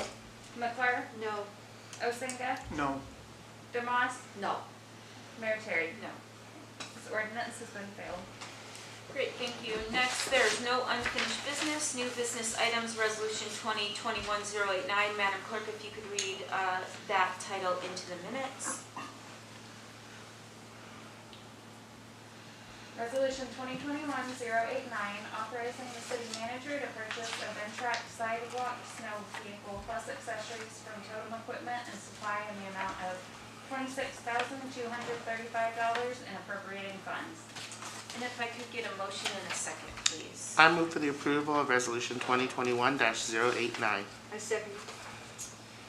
And before I turn that over to administration, I'll go ahead and I'd like to move to strike in the title and appropriating funds. When you read through that resolution, that has already been budgeted. So I'm looking for a second to my motion. I'll second. And again, just the appropriating funds wasn't necessary. It's already a budgeted item. So I don't know if there's any other discussion on that. Madam Clerk, if we could call for a vote on the amendment, please. Voting on striking and appropriating funds for resolution 2021-089, Casagranda? Yes. Buckland? Yes. DeMoss? Yes. McClure? Yes. Osinga? Yes. Mayor Terry? Yes. This amendment has been approved. And so I'll turn it over to administration. Thank you for that amendment, and as the funds are budgeted, I guess from our side, and Director Florence is here, that we can answer any questions about the equipment itself, to address anything, any questions that you might have about the equipment. Okay, are there any questions? Any further discussion? Okay, Madam Clerk, let's call for a vote, please. Voting on resolution 2021-089 as amended. Demas, Yes. McClure, Yes. Ostenga, Yes. Buckman, Yes. Casagrande, Yes. Mayor Terry. Yes. This resolution has been approved. Thank you. Next on the agenda is resolution 2021-091. Madam Clerk, if you could read that into the minutes. Authorizing the city manager to enter into a contractual agreement with the Alaska Small Business Development Corporation and the Seward Chamber of Commerce for 3 years to establish a Seward Small Business Advisor position, which is intended to increase small business development in the Seward community in an amount not to exceed $25,000 per year and appropriating funds. I could get a motion and a second, please. I move for the approval of resolution 2021-091. I second it. Thank you, and I'll turn this over to administration. Thank you, Madam Mayor. Because there's been a presentation and about it, I guess I would just ask if there are any further questions that I could answer, or Jason can answer, and see where the concerns were, and maybe we can address those. Councilman, you want to vote? Well, I'll start off. I have a question. Will this person actually physically locate in Seward? It says they're working out of the chamber, but they will be physically living and working in Seward. Question. Yes, that is correct. That's true. Okay. I have another Go question. ahead, follow. Looking at the, one of the pieces we got is lay down. The performance metrics. It gives an annual goal of 5 new business starts. This is on page 2 of the lay down. And the annual goals are stated there, and this is checked yearly. So my question is, what happens if they end up with like 3 new business starts and 25 clients?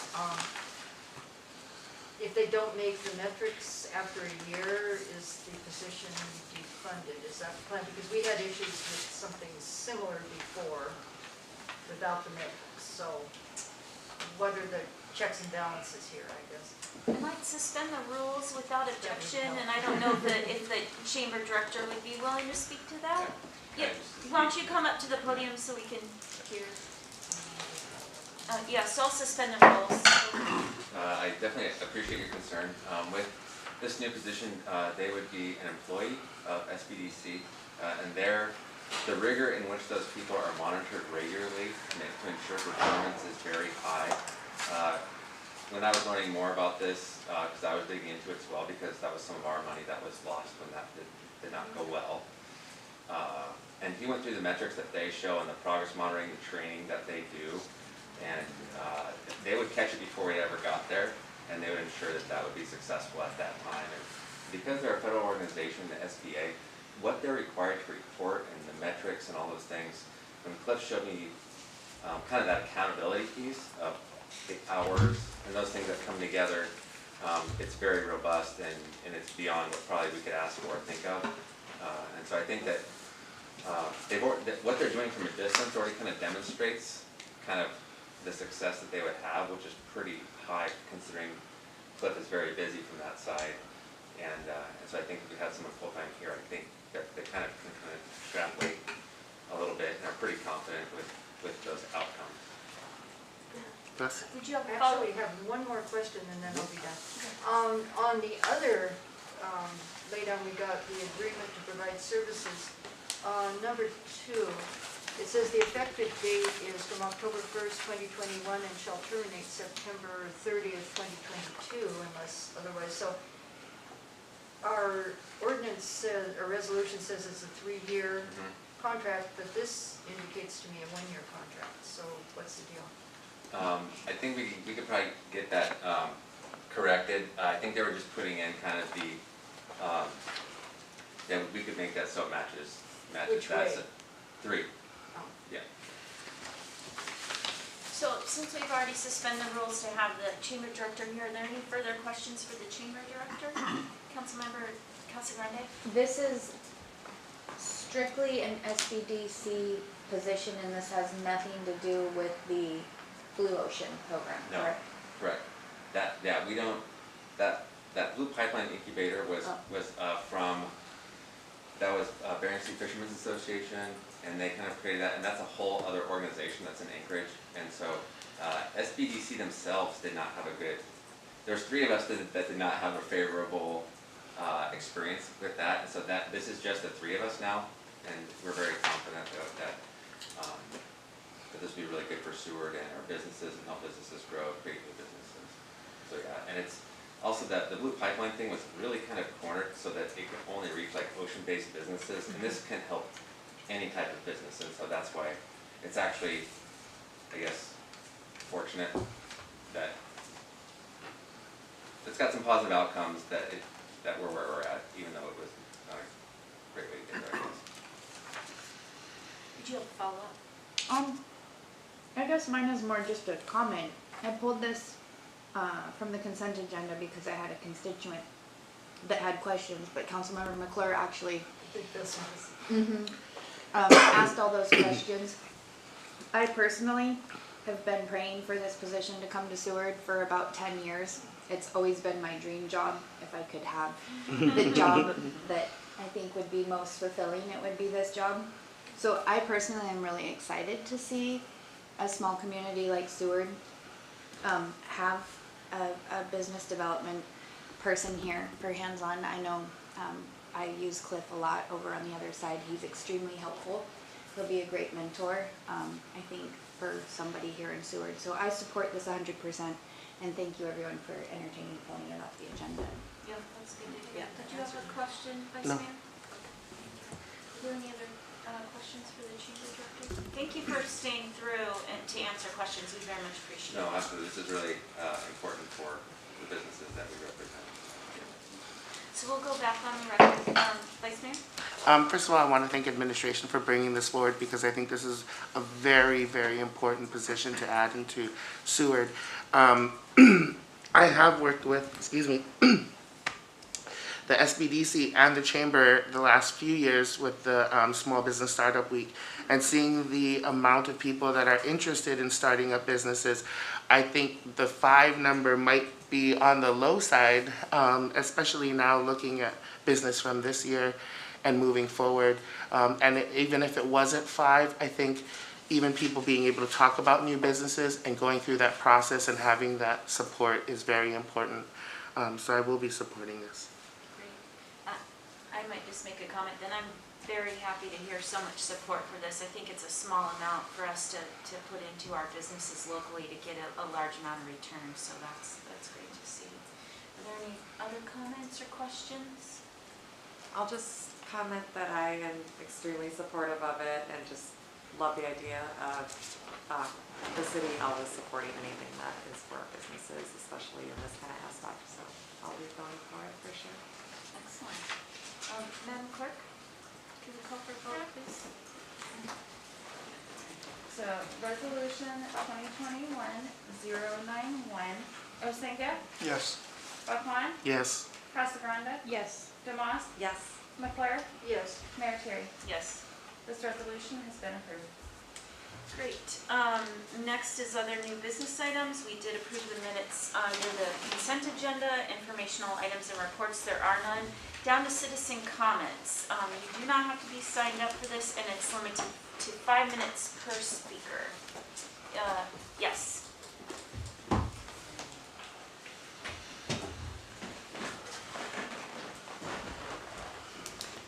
Thank you, Madam Mayor. It was an exhilarating meeting. Well, I know you're doing the tough work there, and sometimes it is up to us citizens to bring forward the things that may be overlooked. I just got word that I assume the railroad is behind from their construction company to extend the railroad dock from 400 feet to 1,200 feet. This is the U.S. Army Corps of Engineers permit application for that. And, you know, I assume it's so that we can get more cruise ships into Seward and unload them and load them faster and all that. And, you know, I'm just wondering, do we really want more cruise ships? You know, the last 2 years, we haven't, I know it's because of the pandemic, but we haven't been able to handle the people that have just come down without the cruise ships.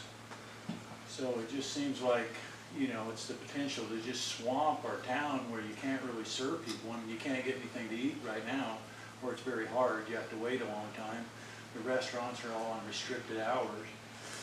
I don't know how that's going to change. And I mean, I would be in favor of an extension of the dock for the reason that we're the backup port to Anchorage, Alaska, to supply Alaska if anything ever happens at Anchorage. You know, an earthquake or whatever could easily close that port off. But to do it, to have all those extra cruise ships, I think we ought to put a, you know, we ought to put a limit on the cruise ships. Start with 40 cruise ships a year and phase them out within 10 years to 0. I mean, it's well known that they're really hard on the environment, and I mean, they're floating cities of twice our population, each ship that comes in, as far as our, you know, our population. So that's something to think about. Do we really want to do that to ourselves? You know, we were getting 110 cruise ships in the 90s. Now we're below 100, but, you know, with that dock extension, they'll have the capabilities to be like Juneau or Ketchikan, and those guys have already limited their cruise ships because they don't like having that many. Okay, so that's that. I've said enough on that. Something to think about, because I'm sure thinking about it. I'm already tired of those darn helicopters. They don't come across you guys, but they come across me 40 or 50 times a day.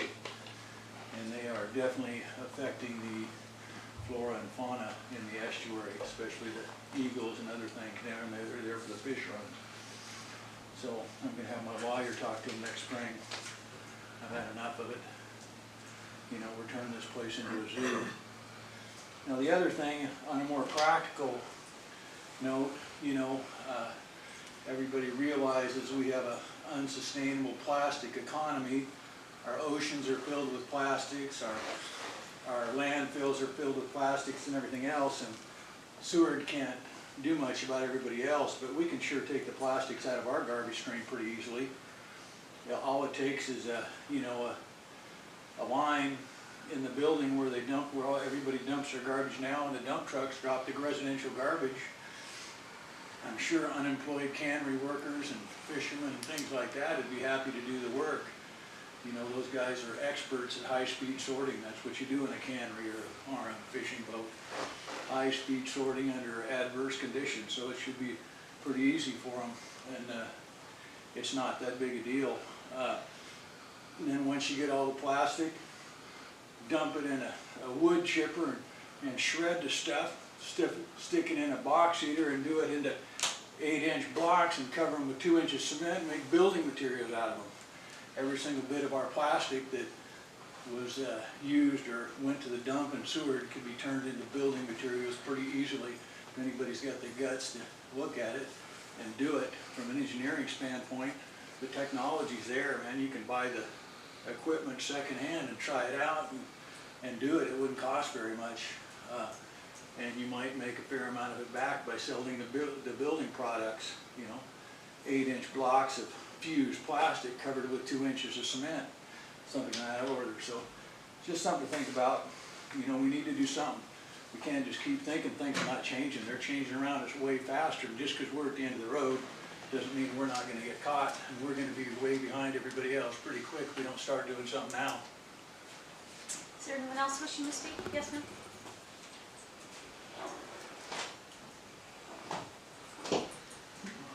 Linda Paquette, outside city limits. What Tim Dillon was talking about in terms of workers and generating interest in work all sounds really great. As somebody who's worked in the hospitality industry for over 20 years, I know, I can tell you right now, it won't make a whit of difference in the hospitality industry. People don't want, Americans don't want to clean rooms. I've tried for years to hire Americans. And even if you can get college students, that doesn't solve our problem because we've got shoulder seasons that college students can't work during. So I just want to remind everybody that if we have any hope at all of getting J1 students, which next year doesn't look good either because of all of the Afghanis that are going to be migrating. And so, or whatever that right word is. Because the State Department is who handles visa applications. And the State Department this summer was told to handle immigrants. And that's why the J1 students didn't get visas, because they weren't prioritized by the State Department.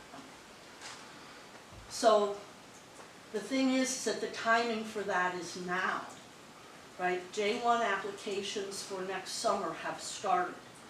And the time that they go for their visas is January. So we need to just make sure that we've reached out to all of our legislators and our lobbyists and make sure that they're working on this now, not waiting till spring of next year to think about it, because that'll be too late again. So the message to the administration, the federal administration, has got to be you have to prioritize summer workers, J1 visas for summer, or we're going to have another difficult summer next summer as well.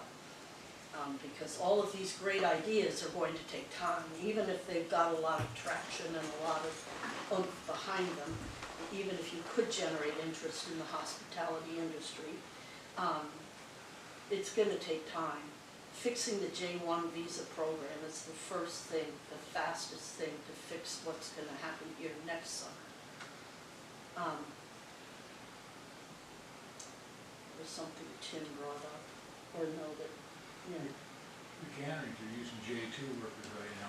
You'll have to wait, sir, it's her time to comment. There was one other thing, and now I can't remember it, so thank you very much. Is there anyone else wishing to speak? Next on the agenda is council administration comments in response to citizen comments. I'll go ahead and let administration start.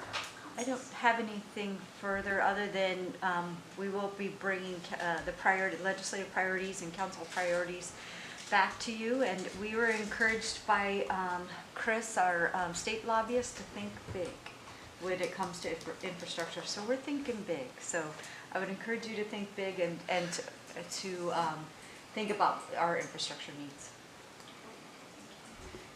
Councilmember Casagrande? No comments. Councilmember Demas?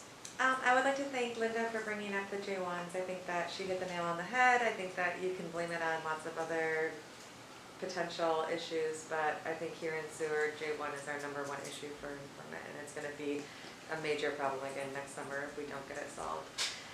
Restaurants will be closed, and there's not going to be kitchen staff, there's not going to be housekeeping staff, and it'll just be a repeat and a nightmare for a lot of people. So I really hope that we can voice our opinion on that and try and put some pressure on that. Other than that, I want to congratulate everybody that received proclamations tonight. It was pretty exciting to have Lydia here. I teared up again, and that's it. Thank you. Thank you. Councilmember Osengo? Again, good job, Lydia. That was good to see her here, and good job. Congratulations to Lynn Lawrence on her Employee of the Year. Again, just be safe out there. Please be COVID aware, social distance. Please wear your facial coverings if you can, if you're in public, and just take care of each other. That's it. Also, congratulations to all.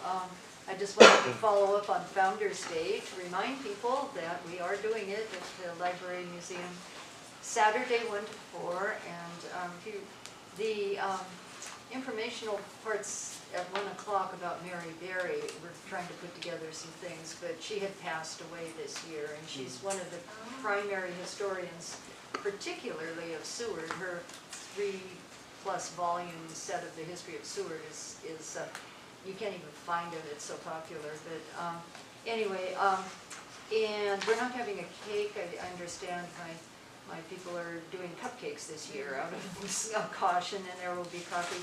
And yes, I will be playing old-timey songs on the pump organ off and on throughout the 3 hours, so I hope to have everyone come. And we have a lot of COVID, so do what you can to keep yourself and everyone else safe. Thank you. Vice Mayor? Thank you, Tim, for talking tonight, and Linda.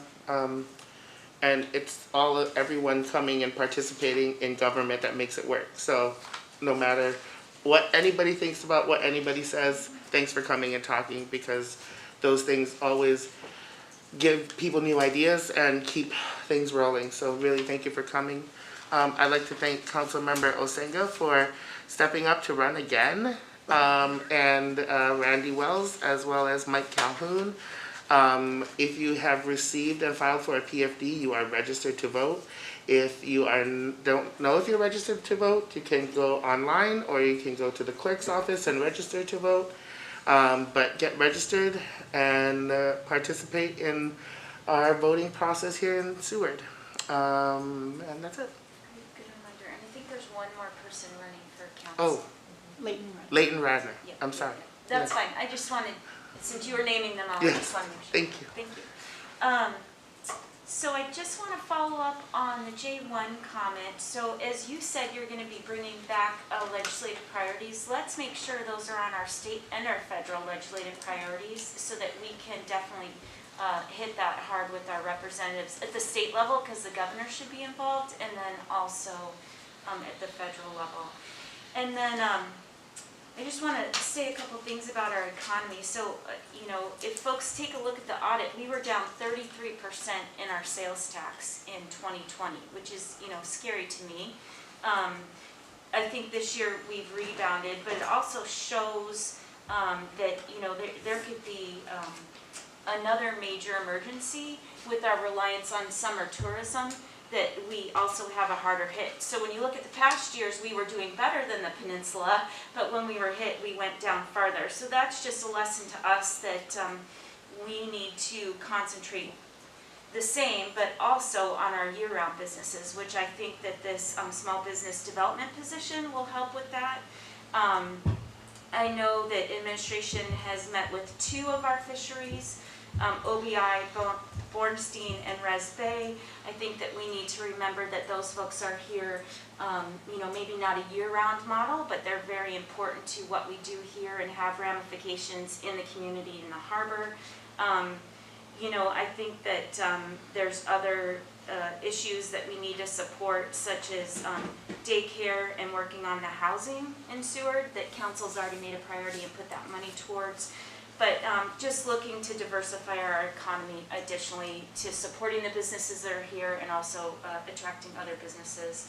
And just great job to the chamber, the charter fleet, the city harbor, other city administration departments, and also the local businesses during our salmon derby and actually throughout this whole summer. So with that, I will adjourn. Thank you.